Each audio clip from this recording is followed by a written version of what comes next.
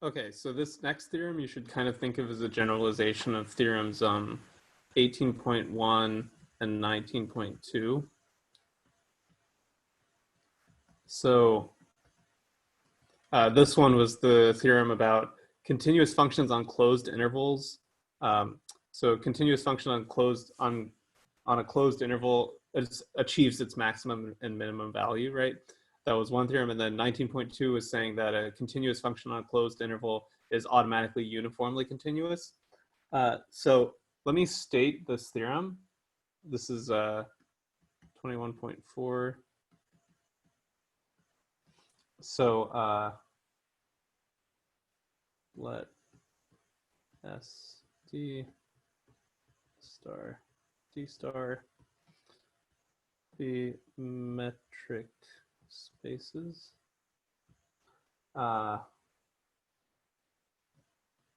F from S to S star is a continuous function, and E is a compact subset of S. Okay. So then there are two things we can say. So one is F of E is compact. So this one I would say, compare to 18.1, because in the case of a closed interval, right, that's saying that, well, more or less, that f of a closed interval is closed and bounded. So that means that if it's bounded, then it has a finite supremum and infimum, and then if it's closed, it includes the supremum and infimum as values in this set, which means that it actually has to achieve a maximum and a minimum value, right? And then the other part of this is that f is uniformly continuous on E. And this one I would say compare to 19.2, right, which was that for a closed interval, a continuous function is automatically uniformly continuous on a closed interval, right? So this is our theorem. The first part is fairly straightforward to prove using the open cover definition of compactness, which I'm sure you're all dreading seeing again, but unfortunately that's the only real way to approach this, because again, the Heine-Borel theorem is not applicable for generic metric spaces. So that's actually the only definition of compactness that we can even sensibly make use of here. And then the second part is a little bit clever, but hopefully I'll be able to explain it in a way that makes sense. So let's see. So for the first part, so let's prove one. So to show, if we want to show that f of E is compact, then what we want to do is show that every open cover of f of E has a finite subcover, right? So let U be an open cover of f of E, right? So then we claim that the set, if you basically, so U is an open cover, right? And remember what that means. That means that U is like a set of open sets. So there's a bunch of open sets in U, right? So it's kind of this big object. It has tons of sets in it, right? Every element of U is an open set in S star, right? Now, you could take U and take every open set in U and then find the inverse image of that open set, right? And by doing that, you would get an open set in S, right? If you find the inverse image of any open set in S star, it's open in S because of the well, not the definition, but because of the theorem we proved about continuous functions, right? So F inverse of U, again, the inverse image, it's not, F does not have an inverse function, but the inverse image of U an open set U. For every U in curly U, the open cover, right? So for every U in the curly U, we take the inverse image and we form a set of those, right? This is an open cover of E. Clearly, F inverse image of U is open because U is open and F is continuous, right? So to show that it's a cover, just let S in E, then F of S is in U for some U in the open cover U, right? So for this U, right, then S is in the inverse image of that U. Each S in E is in some open set in this open cover.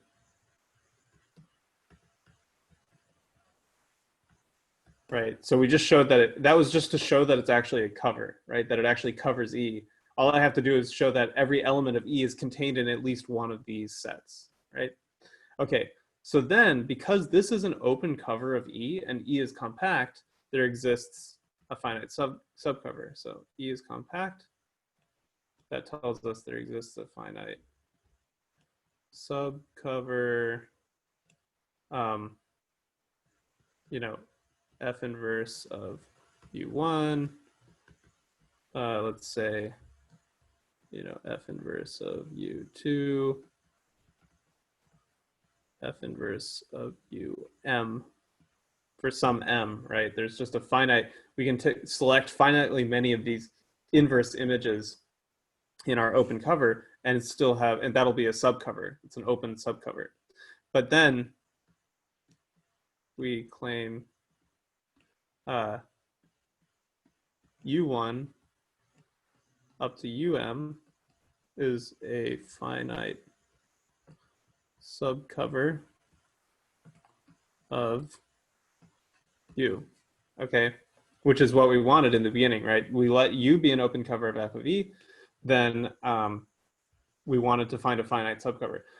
So clearly this is a finite set, obviously, just by the way we constructed it. Also, clearly every one of these sets is open because they were from the original open cover U anyway, so they have to be open sets. So the only thing we have to show is that they cover E, that they cover F of E, sorry. So we want to show that this covers F of E.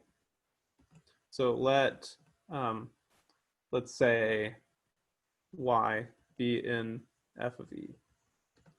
Then there exists an X in E such that F of X equals Y, right? That's just because Y is in F of E, right? So X is in UJ for some J, right? Because the U, or sorry, F inverse of UJ. X is in F inverse of UJ for some J. Since these cover the F inverse, since the F inverse of UJ of, you know, UI cover E, right? So since they cover, this has to be in one of them, right? But then F of X is in UJ, right? So that means that, so we showed that every element, right, Y is just F of X, and we showed that that's in UJ. So Y is in UJ. So we showed that every element of F of E is in one of the UJs, but that means that they cover, right? That means they cover F of E. So what we did was we started with a random open cover of F of E. We showed we could find a finite subcover. That means that F of E is compact.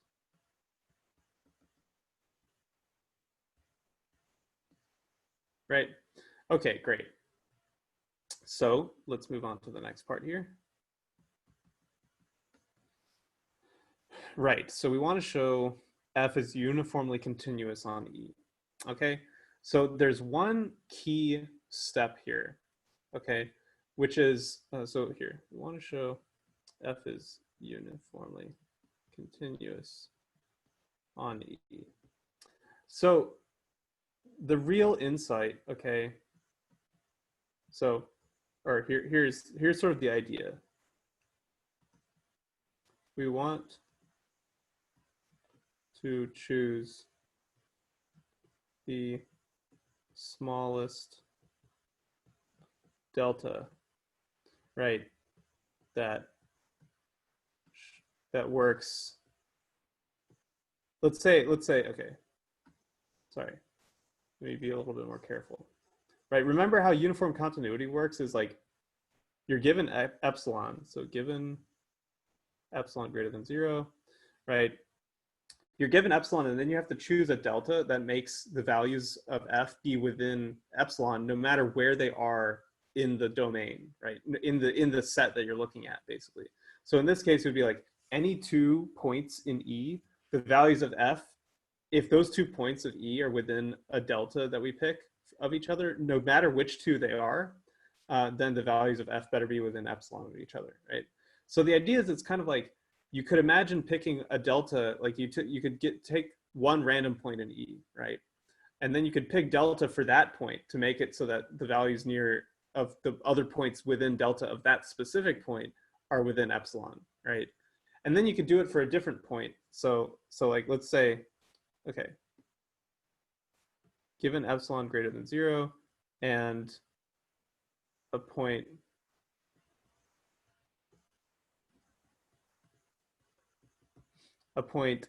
you know, let's say S naught in E, we can pick delta such that, you know, f of S, sorry, not the absolute value, that the distance, I guess the star distance between f of S, because this is in S star, right? F of S, and did I accidentally, okay, no, good. F of S and f of S naught is less than epsilon, right? We can do it for that point, right? For that S naught. So if we imagine that this is like E, right? Then like given this S, we can pick, you know,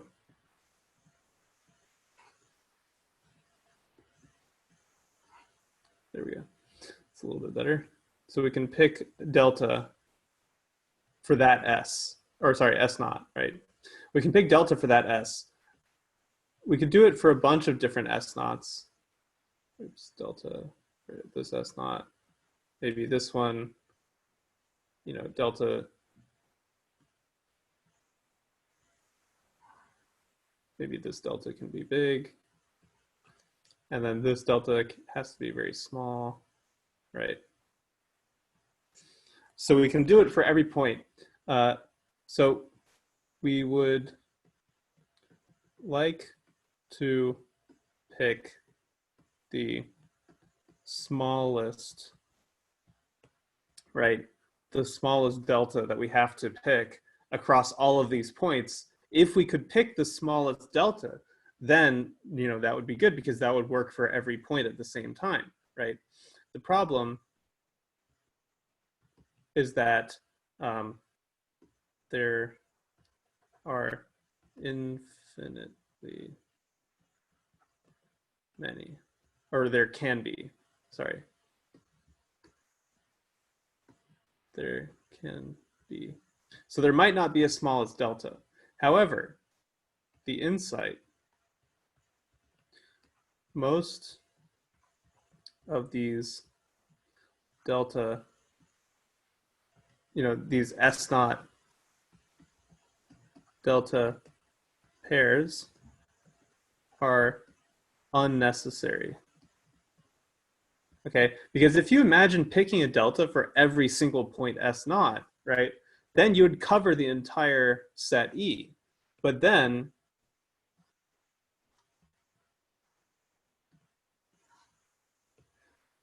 if we do this for every S naught, the balls cover E. They would form an open cover of E. But since E is compact, we can get a finite subcover. Right? And then now we only have a finite amount of deltas, right? And then we can pick the smallest out of those, and that should actually work for all of the points. And then there are basically just a couple of annoying technical considerations. To be honest, in the interest of time, I think I'm just gonna, yeah, here. I'll draw a picture and kind of describe the argument, but I'm not gonna go through it in full detail just to keep this brief. Okay, so I kind of tried to draw a diagram and put up the argument. So let me just kind of summarize what this argument is saying. So if you, instead of just picking a delta, well, okay, so we pick a delta for every point, but then if you divide all of those deltas by 2 and look at all of the like open balls that you get by doing that, okay? And there's just a technical reason we have to do this, but if you just divide all of them by 2, then you still have an open cover because every point is contained in its own like ball, basically, right? So they still cover the set even though you divided all the deltas by 2. Then you can find a finite subcover of that cover, okay, with like 1/2 of each delta. And so this is our finite subcover here. So I tried to illustrate it, and you can see each radius is like, this is 1/2 of the radius delta 2. This is 1/2 of the radius delta 1, 1/2 the radius delta 4, and so on, okay? Then you take delta, so this would also be delta, okay, in this picture, because this is like the smallest. I mean, I'm assuming it's smaller than this one. I think it's small, it looks smaller. So let's say this is the smallest one, then that radius, which is 1/2 of the smallest of all of the deltas in the finite subcover, that is the radius that you pick. Now, the reason for this is that, okay, you know, let's say, so then when we let 2 points be within delta of each other in the entire picture, right? It's possible that like they might be on different, you know, they might fall into like different neighborhoods here. So like maybe one point is like over here and then another point is over here, right? So then it looks like the problem is, right, we would like them to be in the same one of these balls, because that way we can say like, okay, this one, the value of f is within like epsilon over 2 from the value here, and then the value of f here is within epsilon over 2 of the value of f here. So then the total distance between the values of f at these 2 points by the triangle inequality is less than or equal to epsilon, right? Which, by the way, that's the reason there's this epsilon over 2 here. But the problem is, like, you know, they might be in different, they might not be in the same one of these balls, basically. So we can't relate them to the same thing, except we actually can, because remember, we used 1/2 of the radius of delta. So this isn't the true ball of radius delta 6, right? If we're looking at like delta 6, for example. If we're looking at, let's pretend that one of the points is in B delta 6 of S6, and then one point is in B delta 7 of S7, right? Then actually both of them are inside of B delta 6, because the true radius of B delta 6 is twice as big. So the fact that this is within here means that, you know, like the total radius from like delta from S6, sorry, the total radius from S6 to like whatever this point is. So if this is S and if this is T, the total radius from S6 to T is still less than delta 6, because it's less than or equal to the sum of the radius from here to S, which we know is less than 1/2 of delta 6, right? Because S is inside of this bubble of radius 1/2 of delta 6. All right, let me put this. Here's 1/2 of delta 6. So S is less than 1/2 of delta 6 away from S6, but T is still, and then T is less than 1/2 of delta 8 away from S, which is even smaller. So the sum of those two things is still smaller than delta 6. So that's why T is actually in B delta 6 of S6 in this picture, okay? Even though it's not in even though it's not in the bubble of like half the radius, it's still in the larger one. So that's why we're able to like say, we're able to relate these, then we're able to use the triangle inequality here basically. So we have like the distance between f of s and f of t is less than or equal to the distance from f of s to f of like s6 in this case, right? Because that's the one that they're both inside of that ball of radius delta 6. So the distance here, we relate f of s to f of s6 and f of t to f of s6 as well. And then we use the triangle inequality, and each of these is less than epsilon over 2. So the total thing is less than epsilon, okay? So it's a little bit technical, but that's the trick to it. But the real like meat of the proof is just this whole concept of basically taking a ball around every single point in E and then taking a finite subcover of that. That's where all of the real content is. So yeah, anyway. So that completes the proof of this generalization. And in the next one, let's see. Actually,